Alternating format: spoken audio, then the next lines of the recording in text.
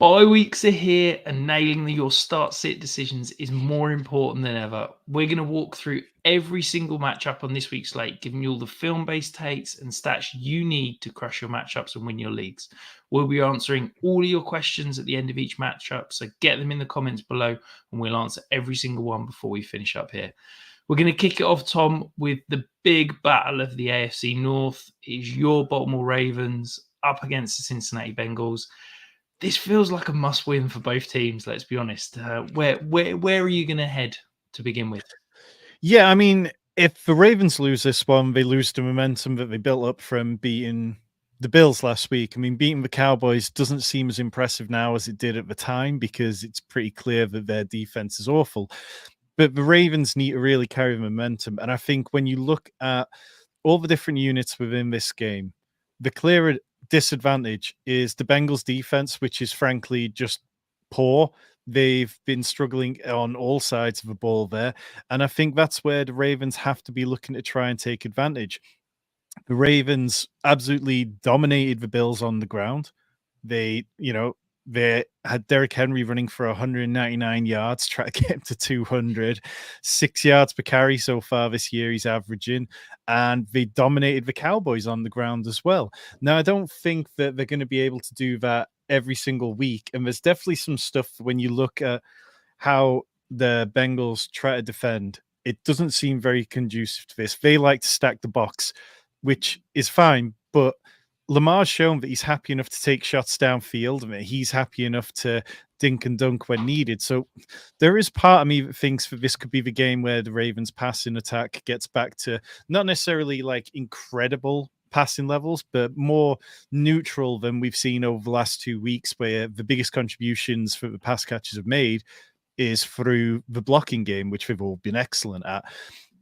On the other side of this, though, yeah, I mean, Joe Burrow, ever since he got T. Higgins back, he's looked much sharper. He's been much more accurate. He's been top 12 quarterback in fantasy for 3 weeks straight. And now you're talking about whether he can kick on, because Jamar Chase hasn't really been doing what we'd expect from him so far. You can see on the screen there that he said 1 top 20 weekly finish so far. For a guy who was being drafted as wide receiver 2, wide receiver 3 in fantasy leagues, that is not enough. But the Ravens, they seem to have gotten better against wide receivers as the season has progressed through these first 4 games. I think having Nate Wiggins last week was a big improvement. They've also got Arthur Millette coming back off injured reserve, who tends to be a steadying force, is a good blitzer. I think he might have sacked Joe Burrow at one point last year. But I'm expecting a fun game more than anything. I mean, 50 over-under. I'm not sure if we've had any over-unders in the 50s so far this year. And these are 2 teams who are both really good at running the ball. I'm just not sure that's how it's going to pan out. Yeah, it's an interesting one, isn't it? I feel like this Ravens offense has been so run heavy over the past few weeks. We've seen, the multiple tight end sets that go in the 12 personnel, the 21 personnel, where we've seen a guy like Mark Andrews kept off the field quite a lot whilst they've gone Charlie Kohler and kind of bigger bodies for blocking along with Patrick Ricard. And you'd kind of wonder, this game almost relies on what's going to happen in the first quarter. Like, if the Ravens can get up to a lead, I wouldn't be shocked if the Ravens just, try and run the air out the ball again and just kind of dominate up front. If the Bengals are kind of in it at the end of the first quarter, this could be an absolute blowout and could be, the Ravens passing game getting back and the Bengals leaning on their strong suit, which is, Joe Burrow and those 3 receivers. So from a start sits perspective, though, Tom, is it a case of it's fairly straightforward? I guess, do we have the conversation about Mark Andrews right now? Well, I think that's the only question that we need to have, because Zay Flowers, you starting. Yes, it's a bit up and down, but he's had good games against the Bengals in the past. It was the Bengals game a year ago when he kind of had his coming out party with that long downfield reception. And outside of him, you're not starting Rashad Bateman unless you really need to in bye weeks. He's out there, he's catching balls and he's doing fine, but he's not seen an uptick in production from last year because he's not getting the targets. Maybe that changes if Ravens are forced into a pass heavier script. But the Bengals side, straightforward. I think that you start Zach Moss if you need to, but I don't view him as a must start anymore because the way they seem to be trying to get Chase Brown involved at times. So yeah, Mark Andrews, it just comes back to how much faith you have in him. Now, I will say, I'm starting Mark Andrews because I'm a sicko, but also because the squeaky wheel narrative is starting to really get going for Mark Andrews. You had Lamar Jackson squabbling with fans on Instagram, I think it was, telling them to shut the F up because they were saying that Mark Andrews should be traded away. And then you have John Harbaugh coming out and saying that Mark is going to have big games. And then you have Todd Monken coming out and saying that Mark's going to have big games. And I can't believe that at some point they're not gonna try and get him going. I know he made that egregious drop last week. But yeah, I think that Andrews' ceiling is as good as any, and there's still a bunch of tight ends who we're gonna talk about tonight who I'd rather start Andrews over. But the caveat there is, I mean, if you're watching this, you're probably well aware that I'm quite biased when it comes to the Ravens. So yeah. I think for me, the question is if you've got an elite tight end, if you've got one of those top 5 guys, so that's Kittle, Kelsey, McBride, Bowers, Jake Ferguson. I think I'm easily starting those 5 over Mark Andrews. Yeah. After those 5, I think Mark Andrews has got the bigger ceiling than anyone. It's kind of what do you want? Do you want 4 for 30? Do you want 6, 7 fantasy points just to not cost you? If that's the case, yeah, go and start Cole Kmet or Pat Fryermuth or someone like that. But if you want a guy that could potentially win you a week, I think you've still got to stick with Mark Andrews. And yeah, maybe this is take lock. Maybe we're both going to sit here with egg on our face yet again next week. But for me, I just don't see 6 or 7 points at the tight end position being a difference maker. Like I'm always going to shoot for the upside in the ceiling option, which is Mark Andrews. Yeah, so put it in perspective, last week's tight end 2 got there on 5 catches for 57 yards and 0 touchdowns. Like, we don't need huge amounts at tight end position to be a top 10 option. And I think that there's definitely a world where either Isaiah Likely or Mark Andrews could go out there and have that kind of week in a fast-paced game because the Bengals play at the second highest neutral pass rate. Yeah, absolutely. And Matt's on X asking, Justice Hill, how confident are you in him this week? I mean, Justice Hill's always going to be boom bust. There'll be weeks like last week where he gets into the end zone and, the Ravens make him a feature part of their offense. But try to predict it is going to be incredibly difficult. Now we're into bye weeks. That should hopefully be a little bit easier. And if you need to flex Justice Hill, I'd get it. And if you think this game's going to hit the 50 over under, then Justice Hill's probably going to get a few receptions. Yeah, I think it comes down to that first quarter, doesn't it? If the Ravens go up early, Justice Hill's probably not going to play at all. If this game is competitive, Justice Hill's going to be a really big part. So it's a case of how do you feel about the matchup, really? Another question, though, from Chris saying, Mixon didn't practice today, so do I start Bucky Irving or Jordan Addison in the flex? That's Addison for me.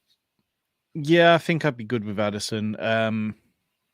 Yeah, Atlanta are pretty damn good against the run. We'll get to that when we get to the Falcons game at the very end of this. But Atlanta have a really good rush defense in DVOA, so I think I'd lean towards Addison. Yeah, absolutely. And if you're like Chris or Matt and you want your start sit questions answered or trade questions or any fantasy football questions you got, get them in the comments below. We'll answer 100% of the questions whilst we're live. And we'll also, if you're watching on YouTube, not live, we'll answer the questions in the comments all the way up to Sunday's games. Buffalo versus Houston next. Feels like this could be an absolute barn burner. We're starting to get some of these Texans maybe healthy. Are we going to have Tank Dell play? Are we going to have Joe Mixon? Although, as Matt was saying, he's missed practice again today. Does that impact how you're approaching this matchup slightly? Well, it sounds like Tank Dell should be out there. I mean, when you watched the way that the Ravens gashed Buffalo last week and just absolutely destroyed them, I mean, the Buffalo allow the most running back fantasy points now, and part of that is because of what Derrick Henry did to them. So you wanted to believe, okay, could the Texans go out there and take a page out of a Ravens book? But I don't think that Joe Mixon or Dameon Pierce, and especially Cam Akers, can run anywhere. They are not the type of running back that Derrick Henry is. And I'm not even sure that we can put them as good form as Justice Hill has right now. Like, Cam Akers was one of those great plays when he was like 4,500 on DraftKings, or when you were picking him up for a couple of, for waiver budget. But now that you're having to make choices after he's been pretty mid, I'm not sure I'd want to be targeting that. Instead, it just comes back to the Texans wide receiver core. And what's been encouraging has been the fact that the Texans last year, they kept running the ball on early downs, and it was incredibly frustrating. Maybe that was part of the fact that they felt that they needed to because CJ Stroud was a rookie. But this year, they've gone from being 22nd in 2023 neutral pass rate up to 10th. And it's just helping the wide receivers. I mean, Nico Collins, 15 plays of 15 plus yards. No other wide receiver has more than 9. So I think he can go out there and feast. I mean, for me, Nico Collins now is a top 3 wide receiver until we see otherwise. Stefon Diggs should be in for a good game. I mean, this is the revenge game of revenge games for him. There was definitely some issues there that we never really heard the end of. Buffalo ranked 27th in DVOA against wide receiver 2s. And Diggs has been a top 15 wide receiver in 3 or 4 games. We are big fans of Tank Dell in this house, but we're kind of in a we need to see it territory, or put him in flex if you really are struggling at bye weeks. Josh Allen, on the other side of things, coming off his worst fantasy football performance since week 6 of the 2018 season, which was his rookie year. Wow. But I think he's going to get back on track because out of the 4 quarterbacks to play the Texans so far, both the dual threats, Anthony Richardson and Caleb Williams, had over 43 rushing yards. So I feel really good about Josh Allen's rushing yard line this week. I think he's at 33 or something. I took the over on that. I know you're a bigger fan of Dalton Kincaid than I am. His snap rate's not been over 62% since week 1, but he does get targeted when he's on the field. He saw 7 in week 4 against the Ravens. But the problem I have, it's like every game for Dalton Kincaid, he seems to come out on the first drive in those opening scripts and get targeted. He's had 9 targets in the first quarters out of his, he's had like 17, 18 targets so far this season. But he's only had 2 fourth quarter targets. So I still don't have a lot of faith in Dalton Kincaid. But of course you're starting him because the tight end position is just miserable across the board. Yeah, I mean, look, I spoke after week 1, the incredible usage week 1, the elite snap rate, and was like I'm all in on Dalton Kincaid. And then since then, we've seen the emergence of Dawson Knox again. So yeah, I still believe in the talent. I still think that he's a above average tight end for fantasy, but I'd like to see more usage. I think the problem is that this Bills offense has become so equal opportunity. We've seen Keon Coleman, Khalil Shakir, MVS getting snaps last week. Like, there's so many guys who are getting snaps, getting routes, getting targets, that it's almost difficult to trust anyone. So it is a challenge. From the Texans wide receiver perspective, okay, I was a little bit lower than consensus on Nico Collins coming into the year. I hold my hands up. I said I'd rather Tank Dell over him in Dynasty. I think that's been proved to be completely incorrect, quite frankly. But how high are you on Nico Collins? You said top 3. I presume that's sort of NFL. Are we talking for fantasy? How high would you have him rest of the season right now?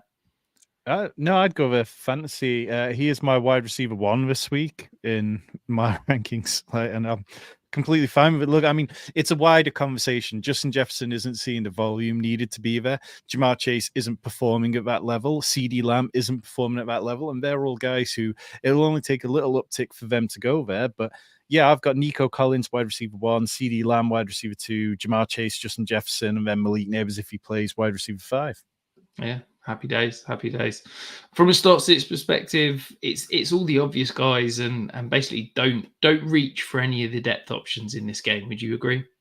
Yeah, I mean, there's a little bit of a squeaky wheel narrative. Curtis Samuel, Joe Brady, Buffalo offensive coordinator, came out. Yeah, he came out this week and he talked quite a lot about how he needed to get Curtis Samuel playing more, because when he plays, good things happen, apart from the trick play to Josh Allen where he fumbled the ball and got annihilated. But maybe you could start Curtis Samuel, but I really don't want it. I think he's more someone, if you're playing the Millie Maker or really big, large field tournaments in DFS this week, maybe you put Curtis Samuel in there, but I'm happy to just wait and see on that one. Yeah, absolutely. We've got a couple of questions in the chat here from Cade. Trade Dobbins and Brian Thomas Jr. for Waddle, or Waddle for Wilson. I presume that's Garrett Wilson. No. I don't want to do that. No, I think, I mean, and we'll get to Garrett Wilson in a bit, but like Brian Thomas Jr., like he's an ascending talent. Dobbins fine. I mean, maybe if you really, I don't know. I think there's better players you could trade those players for than Garrett Wilson at the moment, particularly with the Devontae Adams situation. Yeah, absolutely. And to be honest, I could probably make an argument at the moment. I'd probably rather Brian Thomas the next few weeks over Garrett Wilson because he's got a pretty horrible stretch of games coming up. We've also got another question. Trade Stafford for Aaron Jones, 2 QB Superflex. He only needs a QB and also has Devontae Adams on the bench. Just create a package to get Adams. I'm not trading Stafford for a non-quarterback in 2 QB unless you've got like 4 quarterbacks.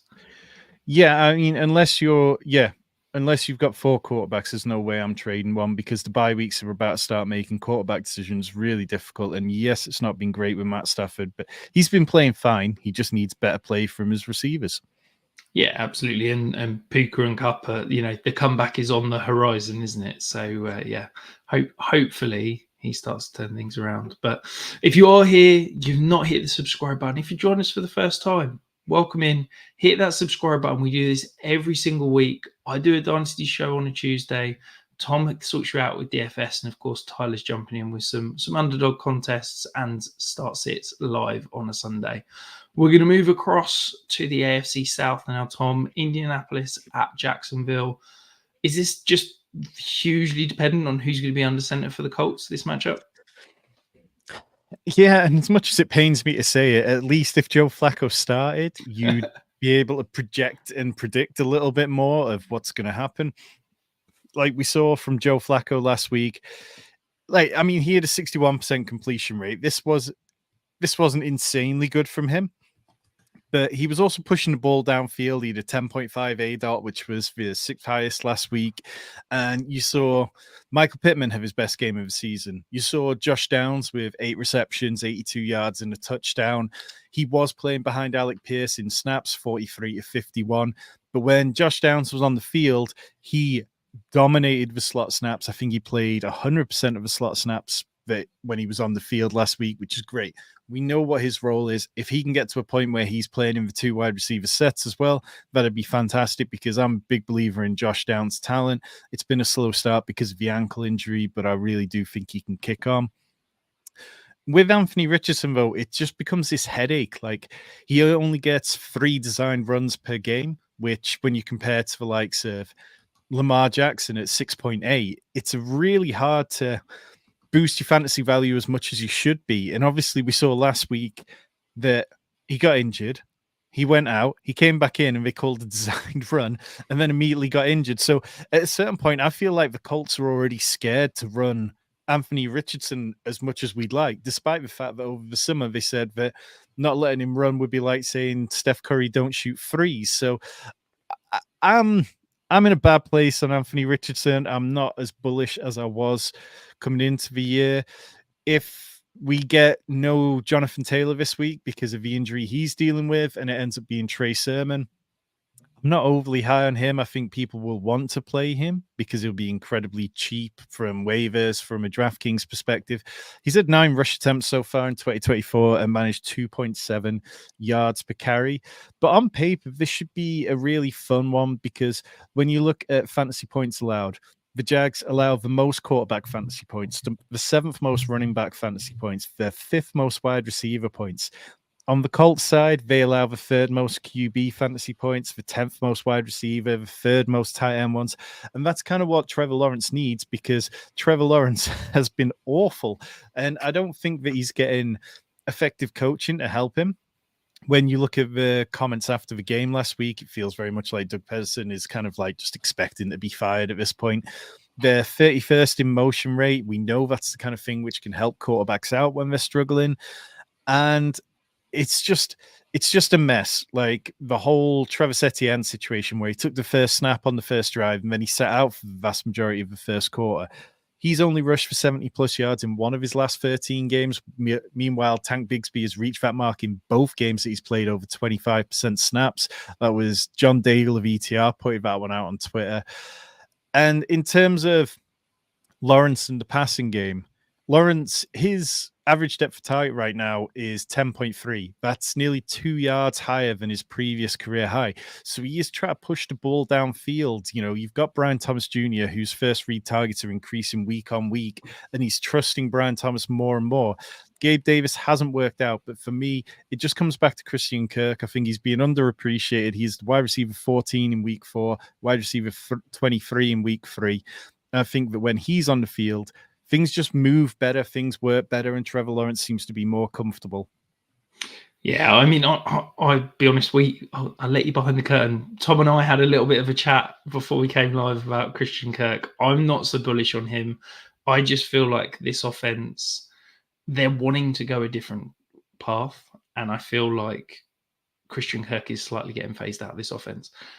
That being said, this entire Jags team feels ripe to completely implode. Like, Trevor Lawrence has not been playing well. I'm probably one of the biggest Trevor Lawrence fans out there. You've probably, I so believe in the talent, but this year he's just not playing well. He's missing throws. His accuracy is all over the place. The comments from Doug Peterson after the game, the comments from the players, Doug Peterson's being asked in press conferences about whether he's lost the locker room.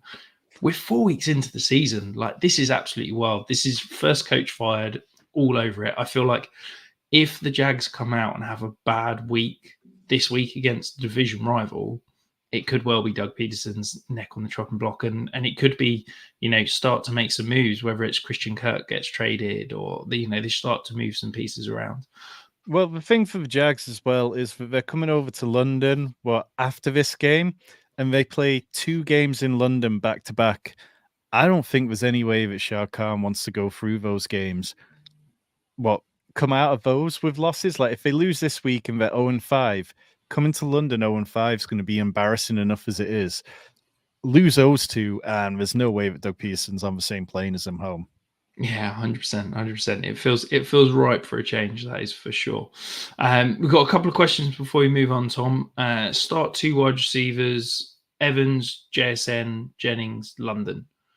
That's Evans and London for me quite easily. Yeah, absolutely. I completely agree. And then Tyler's pretty much agreeing with what you're saying. So, yeah, if AR's active, hopefully it's a get right spot, but it's a definite ding for the pass catchers. I just think that the way Flacco plays and in such a pass heavy offense, he's going to ping it around a bit. If you want to get your sit questions answered, just like the Smitty, get them in the comments below. We'll answer 100% whilst we're live. We're going to move across. You tempted it with the Jags in London. We're going to go to the London game, Tom. Sadly, it's my New York Jets against the Vikings.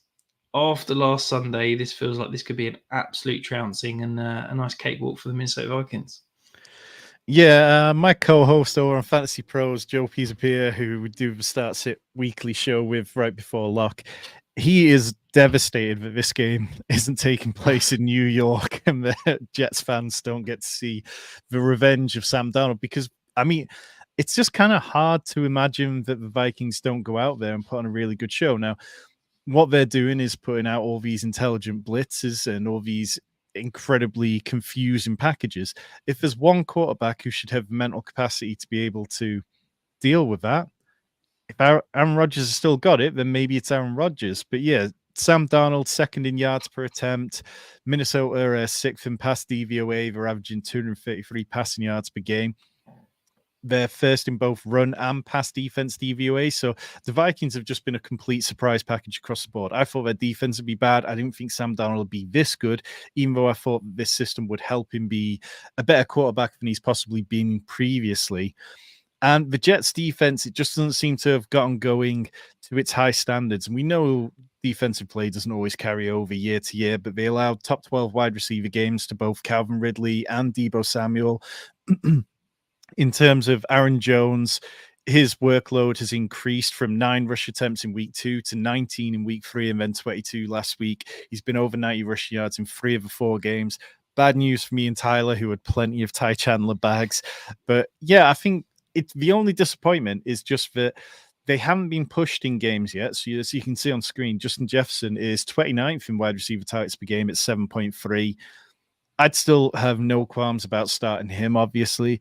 Jordan Addison, I think you can start. Jordan Addison now has 12 touchdowns in 19 career games. And I know we don't like to talk about touchdowns being a sticky stat, but that's a guy who just seems to find his way into the end zone.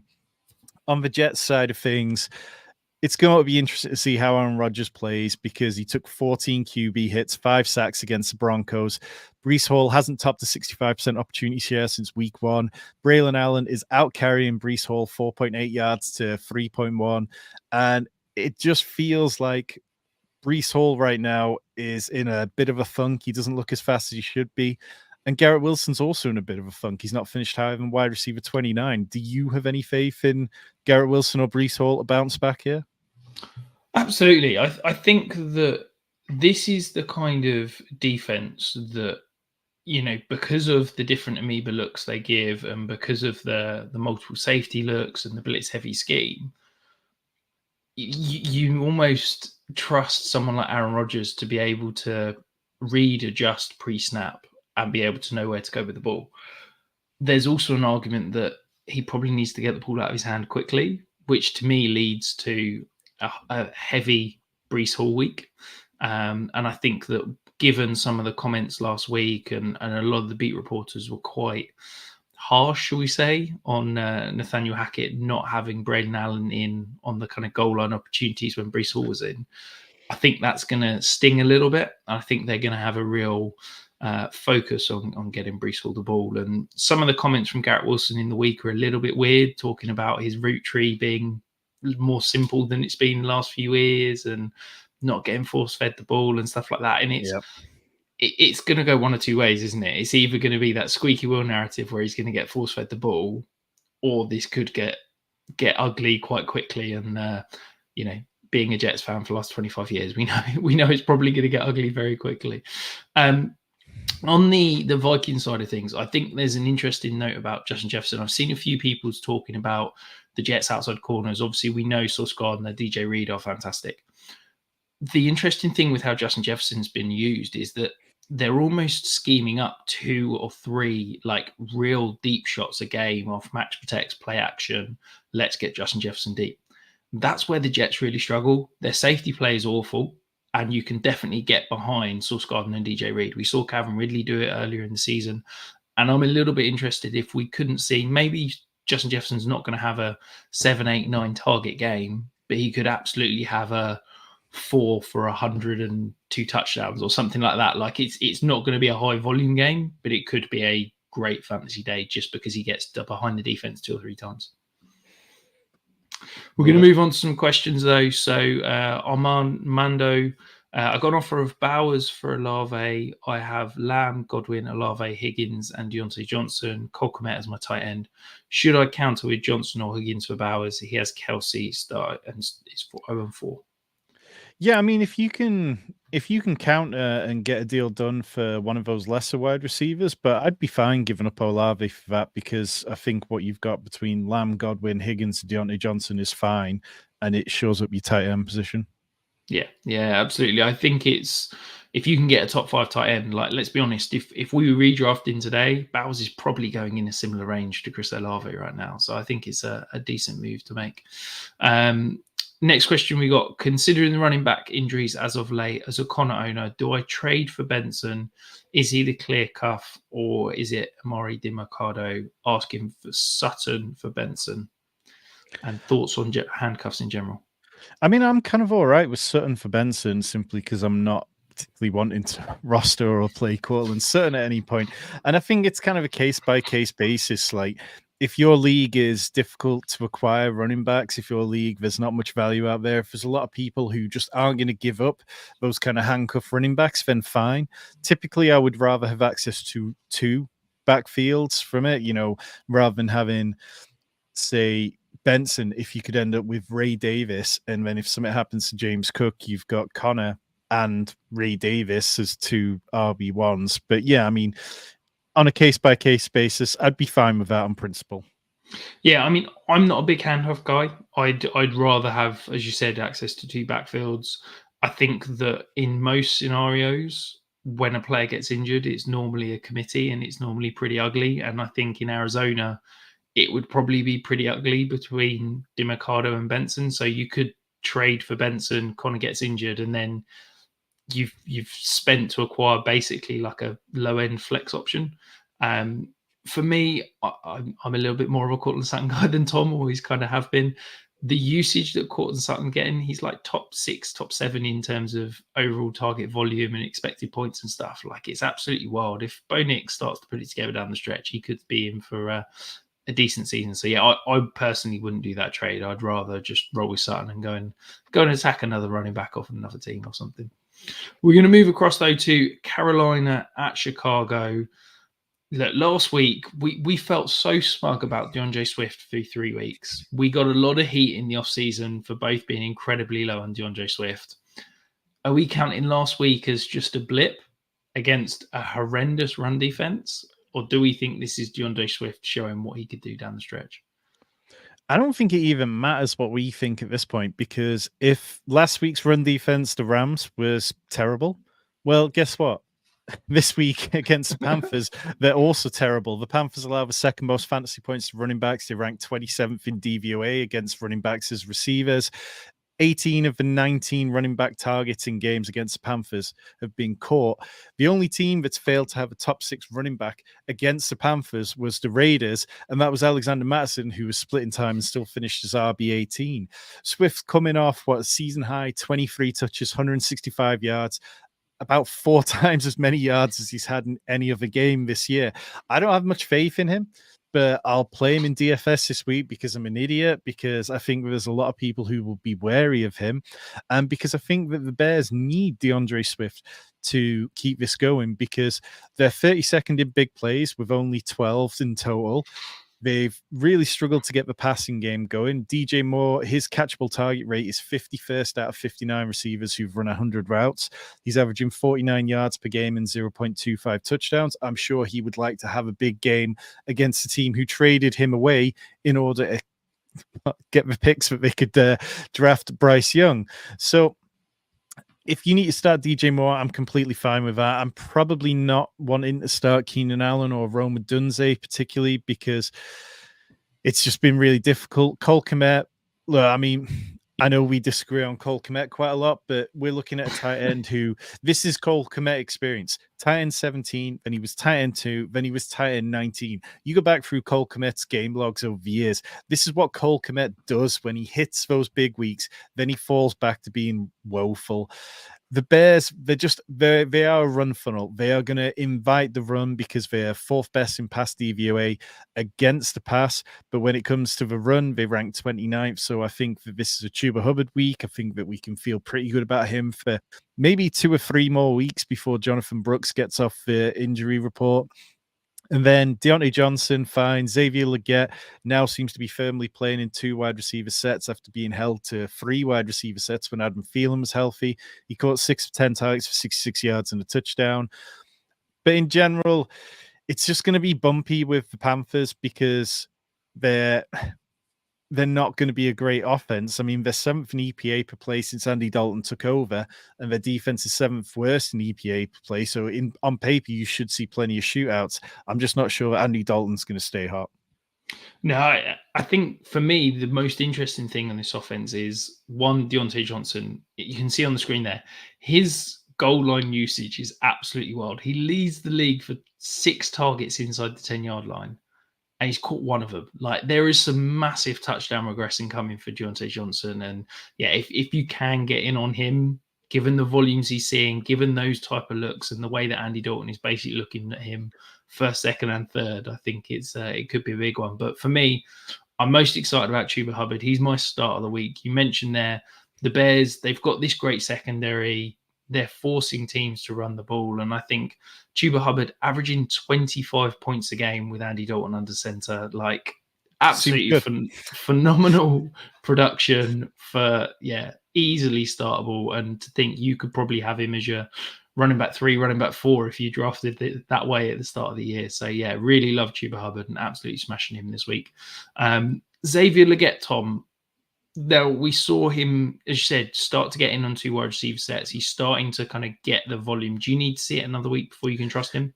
Yeah, and it's more just about this offense for the reasons I mentioned before. They're fourth against the pass in DVOA. They haven't given up huge weeks to opponents, so I'd rather not start him, but he needs to be rostered in every league. Yeah, completely agree. We're going to move across to Cleveland at Washington. Now, Tom, you and I were both incredibly high on Brian Robinson throughout the offseason. He's had a phenomenal start to the season. This looked like another really juicy matchup for him, but he's missed practice now for the second day on the trot. Are we officially concerned about his status on Sunday? Yeah, I would be, and it coincides with Austin Eckler potentially clearing concussion protocol, which isn't what I want to hear as somebody who never drafted Austin Eckler, but drafted a huge amount of Brian Robinson like yourself. So yeah, I'm definitely a little concerned about that. It would give me very little interest in this game. When you look at this game as a whole, I think there's still a bit of reputation being given to the Browns defense that doesn't deserve to be. They aren't anywhere near to the level they were last year. They ranked 24th against the run in DVOA, 16th against the pass. They've allowed the 12th most wide receiver fantasy points through 4 games. So you can get them. I think Washington are going to be an excellent test for them. And I think the Browns are going to be an excellent test for Washington, who haven't really been tested themselves. Washington have the fewest 3-and-outs in the league. They've kept the ball moving. They've barely punted. Terry McLaurin's been above a 26% target share for the last 3 weeks. But I just kind of feel like that's a little bit low. I'd like to see Terry McLaurin as the only good pass catcher on this offense be above 30% because Luke McCaffrey is averaging 26 yards per game, playing 45% of snaps. Noah Brown's seeing 67% of snaps, but no more than 3 touches in a game. It's all Terry McLaurin, it's all Brian Robinson, and it's all Jaden Daniels, who is phenomenal. And I would love to see him keep it going. On the Browns side, I mean, I just don't know how you can look at anything on the Browns side and really feel great about them, despite the fact this is a prime matchup, because the Commanders allow the second most quarterback fantasy points, the 11th most running back fantasy points, the most wide receiver fantasy points. Amari Cooper has had 3 games as wide receiver 58 or worse. 1 finish as the wide receiver 5 after I said that he was an awful start that week, and you said he was a good start. Jerry Jeudy, though, he's been okay. He's been wide receiver 33 to 27 in 3 of his starts, averaging 7.5 targets per game. So I think I'd feel possibly better about starting Jerry Jeudy than I would Amari Cooper, as weird as that sounds. And then at running back, Jerome Ford, he's had 2 games with 7+ targets this year. He's not averaging a lot of yardage, but I think in full PPR formats he can get there because the D'Onta Foreman experience seemed to be short-lived. He had 14 rushes in week 2 and then 7 total since then. But it just comes back to, like, is Deshaun Watson ever going to have another good game? Because last week there were people saying Deshaun Watson played good against the Raiders. Yes, he had that long touchdown called back by a penalty, but his 75% completion rate came on his lowest ADOT of the year at 5.4, and he was at 176 yards. He's not hit 200 passing yards yet. I just don't want any faith, any piece of the Browns passing game. It means I have to put any faith in Deshaun Watson. Yeah, it's weird, isn't it? This Browns team for so long was elite offensive line, great run game, great defense. And now it feels like the offensive line is completely falling apart. They're all getting injured. They're all old. The run game isn't what it used to be. Nick Chubb potentially coming back, and the defense is falling apart. So, yeah, this team needed Deshaun Watson to carry him, and it's just not going to happen. On the Jaden Daniels side, I know you talked about it in the trade buy sales video earlier in the week. Jaden Daniels has been phenomenal through 4 weeks. Absolutely unbelievable. Some of the best football we've seen from a rookie ever. However, he has played 4 of the worst defenses in the entire league. He has now got a stretch against some very impressive defenses. I'd also caution you to go and look at how Cliff Kingsbury's offenses have done to start the season down the stretch. They always start hot, they always dissipate down the stretch, and he struggles. I'm not saying that Jaden Daniels isn't going to be a stud. I'm not saying that Jaden Daniels isn't going to be a future star for fantasy in the NFL. I'm just saying, let's cool the Jets a little bit. 4 weeks in against 4 horrendous defenses. I want to see him do it at least 2, if not 3 times. I mean, he's up to QB2 in Dynasty right now on Keep Trade Cut, which is just absolutely wild. I saw him traded straight up for Patrick Mahomes. It's like the love I get, and we're always quick to anoint rookies, but I just think we need to chill out a little bit on Jaden Daniels. Yeah, and just further to your point, when I pointed out on Twitter that he was, the Cliff Kingsbury experience is like that, somebody told me, oh, well, that was when he was a head coach. As a play caller, he'll carry on being elite. So, but yeah, the next 4 games involve games against the Browns, obviously, then the Ravens and the Bears. If he comes out of that playing at this level, then I think then we'll be starting to talk about him in the MVP conversation, never mind where he should be the QB2. Yeah, absolutely. We've got one game left on the early slate, and we've saved it till last because it's a case of Tom, Miami at New England. Are we starting anyone in this matchup? We should be starting Drake May. Why the hell are we not starting Drake May in this game? What kind of chicken shit stuff is this from New England that they see this Miami defense that is so atrocious, this Miami offense that is so atrocious, and they didn't want to put Drake May out there? Like, I can't believe that they're not seeing this as the right time to give Drake May his start, because this offense is not functional, and I know they've just lost David Andrews for the season, their center, their team captain, one of their best offensive linemen. But what's the point at this point? Like, who are you developing? You're not developing anyone on offense. Yes, Jalen Polk got out there for the first time, kind of seemed to ascend to the wide receiver 1 role. He was the only wide receiver who played more than 43 snaps, leading the team with 52, had 7 targets. But what's the point? Like, I think him and Demario Douglas seem to both be quite annoyed at the state of the quarterback play at one point. You get Kendrick Bourne back soon. Are you really waiting for Kendrick Bourne to come back to make sure that you play it? I think people's main question is going to be, what do you do with the running backs? Because there was the coach speak from Jared Mayo this week about how Ramondre needs to stop fumbling. He's fumbled 4 times so far. I don't think anyone else has fumbled more than twice. You've got Antonio Gibson averaging 5.3 yards per carry to Ramondre's 4.1. You've got Gibson out there looking explosive at times. Like, I think 40% of Gibson's yardage has come on explosive plays. But Ramondre is still forcing missed tackles at a higher rate. Gibson runs quite poorly against zone concepts, whereas Ramondre is really pretty decent in them, and they're about similar in man gap schemes. So I don't think there's a huge difference between them, and I think it's still going to be Ramondre's backfield. On the Miami side, go on. Can I dive in on Ramondre and Gibson? I think that you need to look at the bigger picture. Not all yards are created equal. The majority of Gibson's touches and opportunities have come in garbage time when they're chasing the game. He had the 40-yard play, I can't remember if it was week 2 or week 3, that the game was over. Like, yes, he's averaging over a yard per carry more, but it's pointless snaps at the end of games that are doing nothing. Ramondre, for me, I view it as the fact that they're coming out and talking about he needs to stop fumbling, he might get benched. I think this is a last warning for him. Yeah, if he fumbles again, I think he's going to get pulled. But the fact that he's fumbling and staying in these games, it's not like he's fumbling, Carson Steele style and getting benched and never see him again. Yes. He's staying in the games. I think this is going to be Ramondre, and they're just saying, look, come on, sort it out. This is your final warning, and then we'll move on. Yeah, over on the Miami side, though, like, I just came away from the Titans game incredibly disappointed in Mike McDaniel. Like, he should be doing a better job here. Like, this is somebody who we thought was an offensive genius, and he couldn't get his offense playing to a good enough standard that Tyler Huntley could get them moving down the field. They rank 32nd in rush offense DVOA. This is a team whose rushing offense was incredible last year. You've got Devon Achane, who went from 7.8 yards per carry last year to 3.1, which ranks 44th among 50 running backs with 25 plus attempts. His explosive play rate is down to 3.8% versus 12.6 last year. And the Pats, they're a pass funnel. They're better against the run than they are the pass. So Mike McDaniel better get Snoop Huntley dinking and dunking, because otherwise it's going to be a long afternoon for him. Yeah, absolutely. And look, the loss of Tua has shown up all the issues with this offense. The offensive line was horrendous.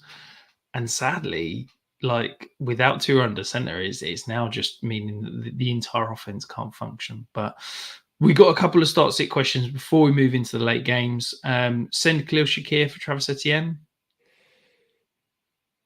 Nah, I don't really want Etienne. I'm not a big Travis Etienne fan, so I personally wouldn't do that, but I think it's about fine. Yeah, I don't love Etienne, but that value is too good to give up, Tom. I know you're not an Etienne guy, but come on. Khalil Shakir is a waiver wire roster clogger that's like wide receiver 3 flex play at best. At least Travis Etienne, you can stick him in as an RB2 and feel happy. Like, yeah, I don't love Etienne, but that value is too much. Maybe you'd make the trade and then spin Etienne off for someone better. I like that. And then last one from Martin, Algier, Bigsby, or wait for Mixon. I think I'd go Bigsby there. I'm going Algier. I think for Bijan Robinson's kind of hamstring injuries, I know he's off the injury report, but I think that's opened up the door for Algier, and I think we see a decent game from him tonight. Yeah, I've literally got them ranked back to back. So yeah, it's very tight for me.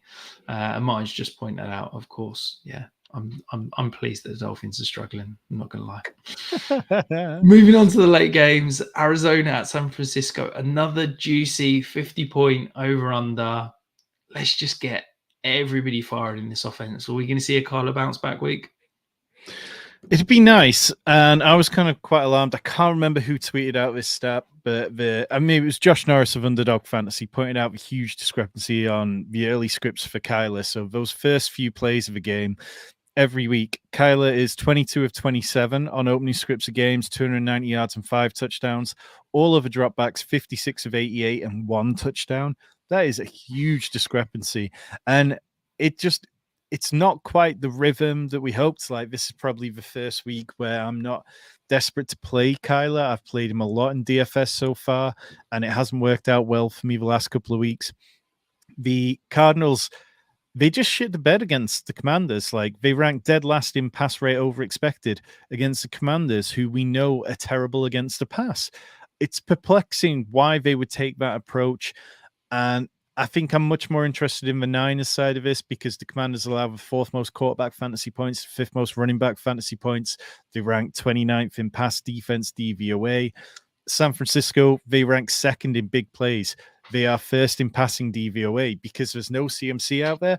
Brock Purdy is driving the ball downfield. I think his ADOT is higher than it's normally been. He's somebody who people have said has relied heavily on yards after the catch, and that's not what he's getting this year. But this is a classic Debo week for me because the Cardinals play zone coverage 73% of the time, and Debo just feasts versus zone coverage. You want to play Ayuk against man, Debo against zone. That's generally the way the Niners offense works out.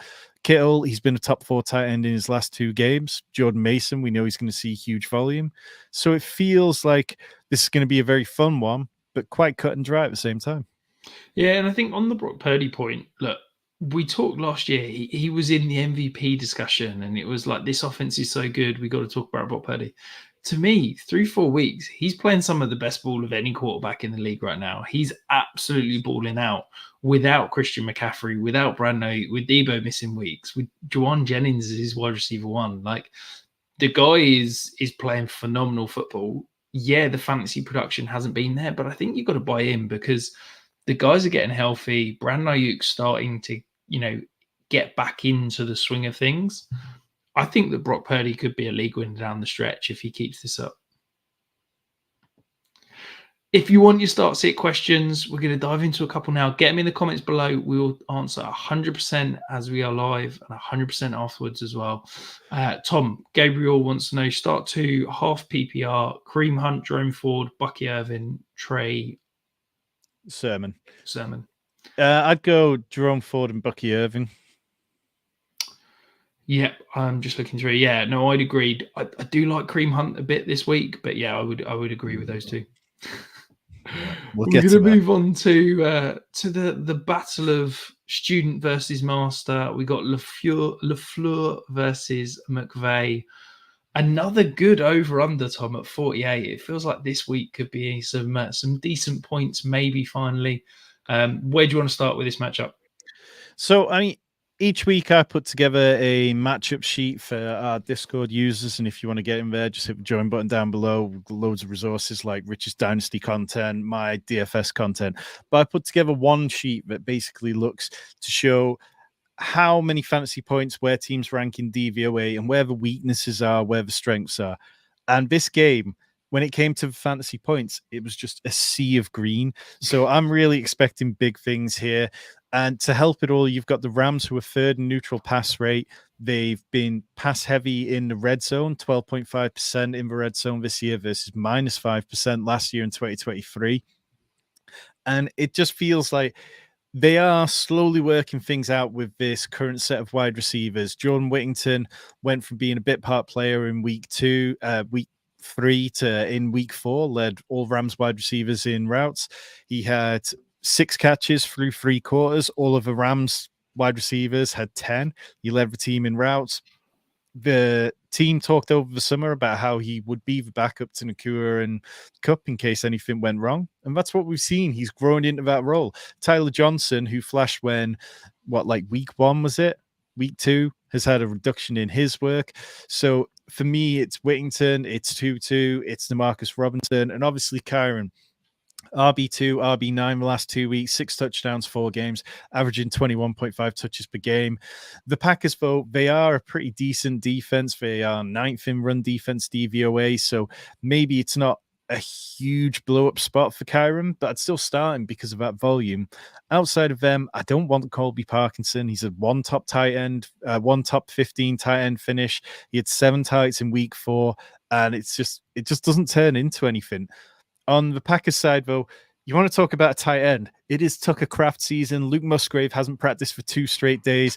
We were both very high on him. He was somebody I drafted an absurd amount over the last month for my best ball teams. And not the best ball teams are working out particularly well at the minute, but I think that, they'll come good. The Rams, they play single high safety looks at the 7th highest rate in the league. Jordan Love averages the 7th most points per dropback versus single high this year. So I think that's a look which he can cook. Kyler Murray, Brock Purdy, both finished top 5 quarterbacks against the Rams. I think it just sets up easily for Jordan Love. Jayden Reed, top 2 wide receiver in both the games Jordan Love's played this year. I'm just not overthinking this matchup. Yeah, absolutely. And the only other thing I want to touch on is I've talked about it a couple of times, I think, in the Discord, potentially in my weekly reviews that I do every week for Discord members.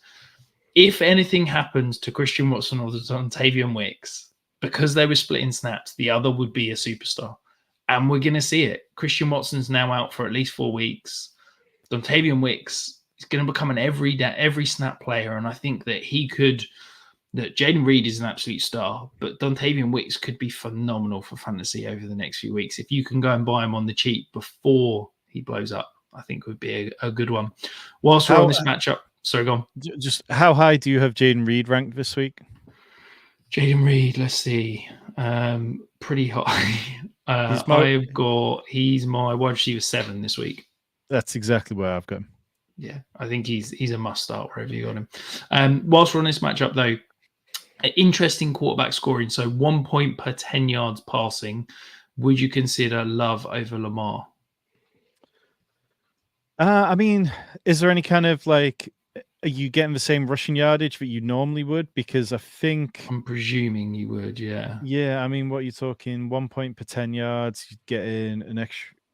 I mean, that's a pretty hefty bonus. I think I'd possibly lean toward Jordan Love, but I'm just looking at my projections. So I've got Jordan Love at 250 and Lamar at 220. So that's 3 points. I've got Lamar 3.5 points ahead. So I'd still go with Lamar, but it's half a point in projections between them. So it's let's be honest, they're both top 5 options this week. It's not a bad decision to make, is it? And Lamar's average, he's been above 54 rushing yards in each of his last 4 games against the Bengals, so it's probably balancing out.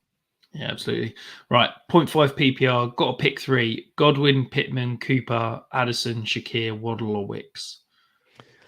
I think I'm going Godwin for definite. Pittman if Flacco starts, and then it comes down to Cooper or Addison for that 3rd spot. I don't think I'd go with any of the last 3 in this game, but I mean, I'd like to start Wicks as well, but probably not ahead of him. Yeah, I think for me, Cooper's a must start. Godwin's a must start, and then I think it comes down to Pittman if Flacco starts. If not, I think I'd go Wicks. And then last one before we move on, need 2 for the flex. White, I presume that's Rashad White, Allen, Downs, Worthy. What Allen is that? I mean, it's got to be Keenan Allen. Right. Surely Yeah. not Braylon Allen. Well, I was thinking Al Lazard, but yeah. Well, I'm gonna go with Worthy, and I'd probably go Rashad White. Yeah, If it's I think Zamir White, definitely not. I'd go Downs if Flacco's starting, if not Worthy, and then I'd go Rashad White. Cool. Right, let's move on to the next matchup, which is going to be the New York Giants versus Seattle. Now, I said last week Geno Smith's playing as a top 3 quarterback in the NFL right now. He might have had his best game on last weekend on Monday night. Is it just wheels up for this Seattle passing offense? Yeah, I think so. And what's been really encouraging is just how good DK Metcalf looks. Like he had his first stretch of 3 games where he's been over 100 yards in each of them for the first time in his career. He's got a lower radar than he's had in previous years, but he's racking up more yards after the catch than previously. Ryan Grubb is moving him around and getting him into really good matchups rather than just throwing him into deep shots. And it's working out. Like I feel pretty good about DK Metcalf as a really good wide receiver for the rest of the season. It would be nice if there was any sort of consistency for JSN. I felt good about him for the last 2 weeks in a row, and it hasn't really kind of panned out. Obviously, Kenneth Walker came back, saw a 70% opportunity share straight away on his return, looked incredible, pulling out like all kinds of wrestling and gymnastics moves out there. So I think you could start him with confidence. I think Geno is a top 12 quarterback until proven otherwise. And I just feel really good about them because they rank first in neutral pass rates. They are passing the ball at a way more aggressive rate than they have done in previous Seahawks offenses. The Giants, without Malik Neighbors, it's just going to be an incredibly disappointing game. It sounds increasingly unlikely that he's going to clear concussion protocol to make it. But both he and Wan'Dale Robinson are both top 5 in targets among wide receivers. Devin Singletary was supposed to have a really good game against the Cowboys, who were an awful run defense, and he averaged 1.7 yards per carry. I do think he's still going to lock down this backfield for a little bit longer, but it won't be a surprise if we see more Tyron Tracy. Yeah, interestingly, Singletary's missed out another week, another practice today. So it could well be that Devin Singletary doesn't go on Sunday, in which case it could be a nice Tyron Tracy week. On the Malik Neighbors, Wan'Dale Robinson, it's looking unlikely that Neighbors plays on Sunday because of concussion. Will Wan'Dale Robinson break the record for targets in the game if that's the case? Maybe. I mean, well, it'd be nice to see them actually use Darius Slayton and push the ball downfield to him if Malik Neighbors isn't out there. I reckon it's going to be 25 targets with an ADOT of about 2 to Wan'Dale Robinson. But Tom, you mentioned him at the top, DK Metcalf. He is your start of the week. How high have you got him this week? So in my rankings, I've got DK Metcalf 1 spot behind Jaden Reed as wide receiver 8. I just think that everything stacks up for him to have a really good week. I don't think anything the Giants are doing, particularly defensively, is going to stop him. They rank 28th in DVOA against wide receiver 1s. It's DK Metcalf week. No, beautiful. And we're going to dive in across to the Sunday night football in a minute. But before we do that, got another question. Need 2 PPR league. Do you want Jerome Ford, Bucky Irving, Chase Brown, Charbonnet, or Rico Dowdle? I think I'm going Rico Dowdle and Bucky. I think I'd go Jerome Ford and Rico, but yeah, it's close between Ford and Bucky, definitely. Before we get to the Sunday night football, though, we have got one more matchup. We'll probably keep it nice and quick. The Raiders versus the Broncos, incredibly low over/under. Bo Nix had a torrid time last week against the Jets defense, but still managed to come out with a win. Anyone you fancy starting this week? Not really, because when you look at the Vegas side of things, you should be more interested in Jacoby Myers. 19 targets for 111 yards in the last 2 games. Obviously, Devontae Adams isn't going to be out there. We're going to see more Brock Bowers, I think, this week, because he tends to have these kind of weeks where he'll find those soft spots and stuff. And even though the Broncos play man-on-man coverage with Patrick Surtain, they also mix in a lot of zone coverage. So you can see the on-screen splits there. He does do better against zone. But Alexander Mattison, I'm kind of fine for bye week cover because I think that he's taken the job away from Zamir White. Antonio Pierce said this week there's Alexander Mattison deserves more touches. He's earned that. 17% explosive rate versus Zamir White at 2%. All the stats lean towards Mattison. But then otherwise, yeah, I mean, I'm not starting a Broncos running back. I'm not starting Javonte. I'm not starting Jaleel. I'm not starting Cortland Sutton. I'm not starting. I'm not starting I Greg Dulcich. I think for me, you got to start Sutton just on the volume he's getting. Like, yeah, it's not great, but even as a wide receiver 3, I think that volume you just got to rely on. The interesting thing for me is Brock Bowers. You know, I'm a huge Brock Bowers fan, but Michael Mayer is still away from the team with this personal Yeah. issue. Looks like he's probably not going to play again. Because there was no Michael Mayer, it meant Brock Bowers had to line up. He lined up in line a lot more. He wasn't the movable piece. He was having to check and chip before releasing, which means he's not getting downfield as much. He's not able to get as open and wasn't as big a part in the receiving game. Hopefully, with a week of no Michael Mayer, they can get somebody else to do the donkey work and he can go back to being the explosive playmaker we know he is. But definitely something I'm watching this week. Couple of questions for you, though. Harry's getting concerned about Bijan and Brees in Dynasty. Are you there? I mean, I'd be there on Brees, but then I've been there on Brees a bit over the last couple of weeks. Yeah, I'm not concerned about either. I think we're going to see this bounce back, and I think believe in the talent for both of them. And then Albert's needs to start 3 wide receivers, PPR 12-team league. He's got CD, Debo, Cooper, Brian Thomas. Who he's starting? Yeah, I mean, I agree with what Brian Albert says that CD and Debo are the automatic starts there. And then I think I'm still starting Amari Cooper ahead of Brian Thomas just purely because the matchup against the Commanders, if you can't do it there, then Amari Cooper is probably someone I'm not starting again until he gets traded around the deadline.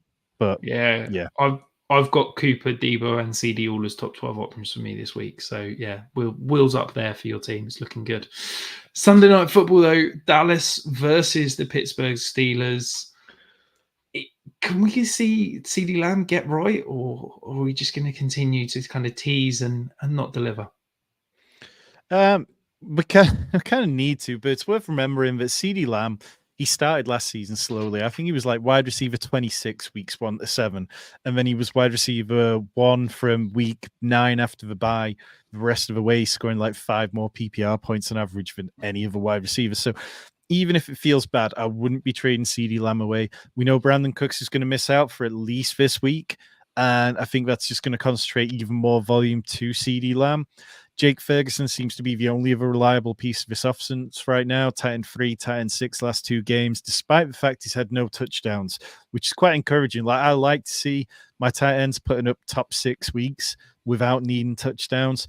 Definitely. He's at a 21% target share.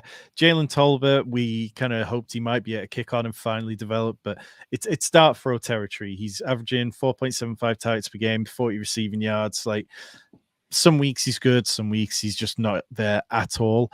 This game kind of comes down to, can Justin Fields keep it going? Last week he was quite shaky, he gave up 4 sacks, which is something that he's had a problem with across his career. The Steelers' offensive line is looking increasingly problematic due to injuries. And is it going to be a case of the Cowboys scare the crap out of Justin Fields, or is he going to gash them on the ground in the same way that Lamar Jackson did? You know, Lamar had 14 for 87 and a touchdown against the Cowboys. Fields had 10 for 55 and 2 touchdowns last week. It would probably be easier for Fields if he was getting any kind of support from his running backs. Like Najee Harris is 36 in explosive run rate, 1.5 yards per carry in week 4. I just wish Jalen Warren was healthy, and then as far as the passing game goes, you've got Pickens, who's had 2 top 24 finishes, 0 touchdowns. He did have 113 yards last week. I think he can do all right. I think it's going to be quite easy for the Cowboys to lock in on him, but I think he's still shown that he can make those difficult catches and he should be startable. Pat Freiermuth, not somebody I'm particularly high on, but he was for tight end 2 last week with 557. Like, he's only had 1 game over 40 yards, only 1 double-digit game. But look, if you need to start Pat Freiermuth, then you need to start Pat Freiermuth. But otherwise, this should be a game where Najee Harris goes nuts because the Cowboys rank 32nd against running DVOA, but I'm just not sure you can trust it. Yeah, absolutely. If you want to bet your house on one tight end getting you 5 points, Pat Freiermuth's probably quite high up on that list. If you want to bet your house on tight end getting you 10 points, there's no word go anywhere near Pat Freiermuth. He is exactly what you get He's just going to give you between 5 and 10 points and nothing else. It's like we were talking earlier about Mark Andrews. I'd much rather chase the outside. Moving across to Monday Night Football, though, New Orleans at KC. Look, this Chiefs offense feels like it's been stuck in neutral all season so far. Rashee Rice now out injured. He's just gone on IR. Are we going to see no Rashee Rice potentially unlock this offense, or is this just the regular season Chiefs we're going to see moving forward? Yeah, it's definitely going to be interesting because what we've seen is Mahomes, who is currently dead last among quarterbacks to have 25 dropbacks in average depth of target. He had 5.4 yards per target across the opening 4 games. But he didn't really need to be higher than that because Rashee Rice was leading the league in yards after the catch by about 50 or 60 yards more than any other wide receiver at the point where he got injured. So now without that, are we going to see Xavier Worthy be roped more into the games? He's incredibly boom or bust so far. Wide receiver 11, 69, 76, 23. Try to decide what you're going to get from him is difficult. He did play season highs in route participation, and also 3 catches was a season high for him. Travis Kelce picked the right time to have his best game of the year. He did play a season high in route participation as well at 94%. And we're going to need to see more from Kelce because there really isn't much behind Worthy. Like, are we looking at guys like Juju Smith-Schuster, Justin Watson, Sky Moore? Like, we can't keep doing this. Like, the Chiefs need to go out and make a trade. As far as the running back room goes, I'm not going there. I know that Kareem Hunt had 14 rushes at 4.9 yards per carry last week. I'm just not interested in it. Carson Steele fumbled early. It seemed like that was a rookie lesson being doled out for him. In terms of running back room, it's only going to get worse when Clyde Edwards-Helaire is out there. On the Saints side of things, you've got Taysom Hill dealing with fractured ribs. Doesn't Alvin Kamara have broken ribs or something as well? You've got the offensive line that's really banged up. They're playing their backup center. They've got other injuries along there. Chris Jones should absolutely feast against this offensive line. Derek Carr needs to get the ball out very quickly. And I'm just not sure this one is going to turn into the kind of game that we'd hope. Maybe 42 points is kind of fine, but I wouldn't be surprised if this one went under. Yeah, absolutely. If you saw this matchup on the slate after week 2, you'd have been licking your chops thinking this was going to be a massive game. But I wouldn't be shocked if this was a defensive affair, low scoring. I'm a little bit higher on Kareem Hunt than you. I think that Carson Steele is done. I think fumbling back-to-back weeks, you saw them bench him after fumbling last week. I don't think Kareem Hunt is good, but I think he's competent, and that Patrick Mahomes trusts him in things like pass pro and stuff. So yeah, I'm okay with Kareem Hunt moving forward. But we're going to dive across now to the Thursday night football game. The game tonight, Tom. I guess let's start with the Falcons offense. We were so excited and high on Drake London. It feels like it's starting to get there. Are you excited, and could this be the Drake London breakout game? I hope so, because I mean, like, it'd be nice to get one thing right this year. But his target rate, it's grown every week, and when you project out, if you remove week 1 where Kirk Cousins really looked uncomfortable, and project based on the 3 games that we've seen from Drake London, that's like right on pace to be a top 10 wide receiver based on last year's numbers. So I'm completely fine with Drake London. I think that looking at what he's done against Tampa Bay in the last 3 games, he went 10 for 172 against them last time, 6 for 54 the previous, 6 for 120 the previous time before that. So it's not like Tampa have his number or anything.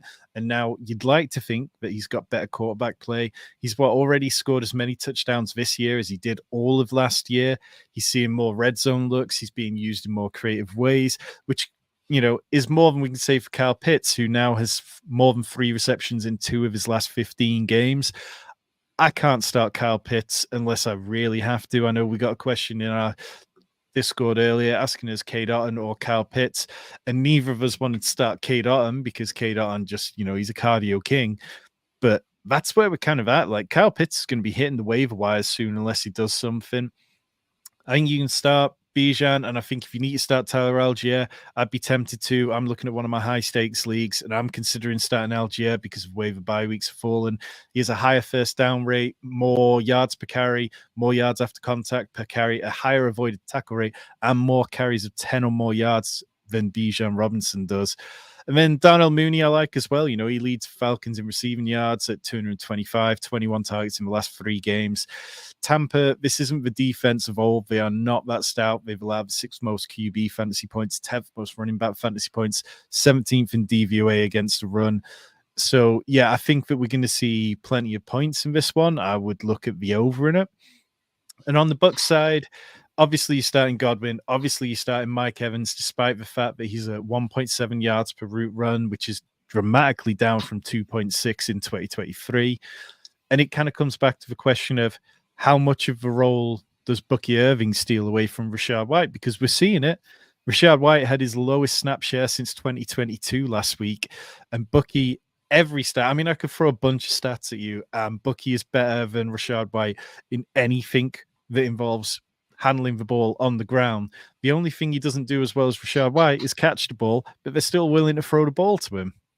Yeah, well, and the one thing you missed out there, pass protection, which I think is what key. I think Bucky Irving's going to eat into the work, but I just don't see it going all the way to Bucky. As much as people in fantasy world would like it, I think it's still going to be a Rachaad White-led backfield for the time being.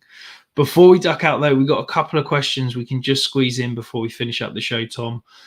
Albert's saying he's got another one for you. You need to pick 4 wide receivers from Garrett Wilson, DJ Moore, T. Higgins, Brian Thomas, Jacoby Myers, Dontavian Wicks, or Juwan Jennings.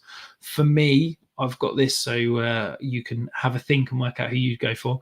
I'd go DJ Moore, Brian Thomas, Garrett Wilson, and Dontavian Wicks. For me, would be my 4. I think you're on mute, Tom. I'm going to say it's the first 4. I think that I'm perfectly good with Higgins. I think that, yes, the Ravens defense seems to have sorted some of its wide receiver problems out, but I think they'll still give up plays, and Higgins has been close to a big game. And yeah, I mean, I really like Dontavian Wicks. I've made some aggressive bids for him this week, but I'm not sure I'm starting him ahead of any of the first 4. Okay. And then he's also said he traded Terry McLaurin for Jonathan Brooks. Did he make a big mistake? I think with your wide receiver room, I think you're okay. I think it was a league-winning home run swing. Might look really silly in 5-6 weeks if Brooks isn't taking over the backfield from Hubbard. Yeah, but I mean, look at the running back room. You've got Jonathan Taylor with an ankle injury, David Montgomery, who looks great, Dobbins, who looked great to start and then has had tougher matchups the last 2 weeks, and then Jerome Ford, who could lose work. I'm good with that trade. I think, yeah, the wide receiver room makes it worthwhile.